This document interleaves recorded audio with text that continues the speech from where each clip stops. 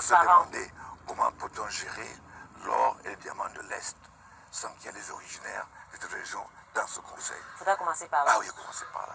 Pour que les autochtones de ces zones-là puissent avoir le mot à dire quand on vient les chasser de leur terre, quand on vient les piller, quand on les exploiter. Donc, il faut absolument un système qui les intègre dans la gouvernance de gestion de ces ressources. Ça, c'est très important.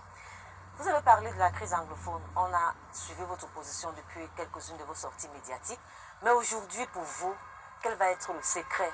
Les morts s'amoncellent, la situation, la zone est fortement militarisée, mais la situation sécuritaire ne cesse de s'empirer. À votre avis, je ne veux pas dire quelle est la solution miracle, mais pour vous, où réside la clé aujourd'hui pour résoudre ce problème-là? La clé aujourd'hui est dans le fait qu'on a un gouvernement qui a perdu totalement la confiance de ceux qui gouvernent. C'est ça le problème. Donc, quel que soit ce que le gouvernement fait, ils vont regarder comme suspect. Je prends un exemple. En 2016, quand ça a commencé, le gouvernement a rassemblé tous les leaders dans le consortium pour discuter avec eux. Pour derrière, les arrêter tous. Donc, les déclarer illégal. Et les arrêter par la suite. Exactement. La question que je pose donc, est-ce que cette réunion qu'on a créée, est-ce que c'était un système, une astuce pour rassembler les leaders ou bien pour une vraie volonté de discuter? Donc c'est cela. Il faut d'abord, pour instaurer la confiance, c'est par le dialogue. Il faut absolument qu'il y ait ce climat-là. Et je pense qu'au sortir des unes, les Camerounais eux-mêmes vont être convaincus. Sauf parce qu'ils se complaisent dans la souffrance. Il y en a 200 000 déplacés internes. Il y a 60 000 élèves qui n'ont pas été à l'école. Il y a 80 villages de brûlés. 40 000 réfugiés. 500 civils militaires de tués. C'est une guerre, ça. C'est une guerre, ça. Il va falloir trouver une solution. Le dialogue, la reconstruction, la réintégration. Et c'est ce qui va nous permettre de sortir de cette zone d'ombre. Alors, M. Akere, nous avons pour habitude dans cette émission, Maître Mouna, de donner la parole aux téléspectateurs. Il y a quelques-unes des questions qui sont arrivées pour vous. Alors, Sogwa Pierre, ce tuteur, bonjour. M. Akere, sachant qu'on gouverne avec son programme, mais pas que, il y a les réseaux et les lobbies. Comment est-ce que vous comptez gérer un lobby comme la France-Afrique? Quel sera votre rapport à la France-Afrique, sachant que la France-Afrique, c'est cette organisation des pays africains, moi, je les pense relations que avec la la France, France-Afrique, l'ancienne colonie. la France-Afrique, c'est une notion. Si vous regardez la délégation qui accompagne le président en Chine aujourd'hui, c'est la moitié du gouvernement. Alors, je ne sais pas de quelle France-Afrique on parle. Si on voit l'octroi des contrats au Cameroun maintenant, je ne sais pas de quelle France-Afrique on parle. Les Chinois, moi, oui, justement. Oui, moi, je pense qu'il faut un partenariat qui nous permette de sortir du gouffre où nous sommes. Donc, alors, je ne pense pas que nous serons d'où qu'ils viennent. Je pense que nous serons dans le précaré. Moi, je pense que même dans la gestion de notre économie, nous ne profitons pas du géant qui est à côté du Nigeria. C'est un marché énorme. Si on était seulement taillé... La balance commerciale d'ailleurs est très déséquilibrée. Voilà, si on était seulement taillé pour servir le Nigeria, on serait loin, très loin. Qu'est-ce que vous allez faire? Est-ce qu'il y a une relation particulière avec le Nigeria qui sera établie? Il y aura quelque chose une qui n'est pas fait relation aujourd'hui économique qui nous permet de bénéficier de ce grand marché.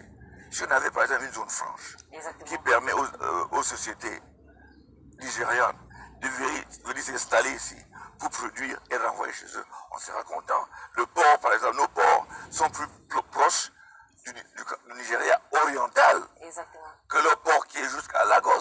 Ça veut dire que si on avait une économie qui permettait aux Nigérians de venir ici, produire et vendre à l'Est, on serait gagnant, mais au contraire, le Tchad, l'Afrique centrale sont en train de partir de nos ports à cause de nos pesanteurs. Exactement. Alors, deuxième question, Mathieu Mongoué Yacinthe, pourquoi la question de la coalition est-elle si difficile à faire l'unanimité? Croyez-vous que l'opposition est capable de gagner sans coalition?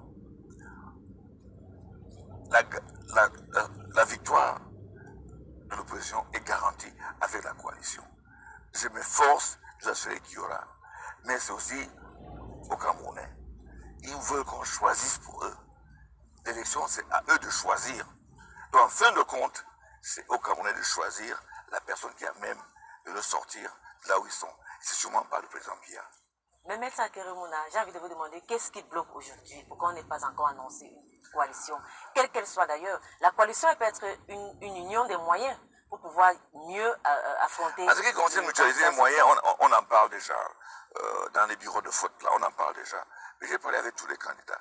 Personne ne m'a dit je n'en veux pas. Et j'ai l'espoir que ça va se faire. Alors, M. Kerimona, on va prendre la dernière question de cette série des questions des téléspectateurs. Il demande, M. Idriss, je pense au Twitter toujours, quel sera votre premier acte en tant que troisième président de la République du Cameroun si vous êtes élu? Quand je serai élu. Si vous êtes élu. Quand je serai élu. Quand vous serez élu. Premier acte. Il y en a plusieurs. Dès qu'un premier acte, c'est difficile de le dire. Au soir du 7 octobre, Ouais.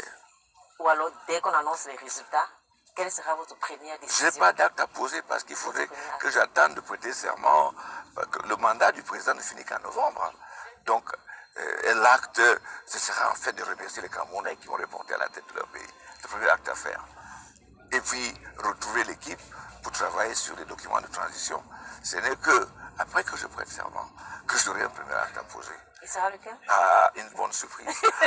Mais Kerimona, s'il y a justement des décisions phares, si on vous demandait 5 décisions phares à prendre au cours de votre première année de gouvernance, ce seraient lesquelles? Quelles sont les 5 Il faudrait que le problème anglophone, n'est-ce pas, soit résolu, première chose. Qu'on ait bien en place de solutions. Ça va prendre du temps pour reconstruire, mais il faut déjà que le cadre soit connu. Il faudrait que le problème de nationalité, de binationalité soit réglé. Il faudrait qu'on ait déjà une infrastructure qui permet de promouvoir l'emploi et l'investissement. Les deux vont ensemble. Il faudrait qu'on ait déjà une idée claire et nette sur notre endettement. Il faudrait déjà qu'au niveau de la santé, on voit ce que c'est.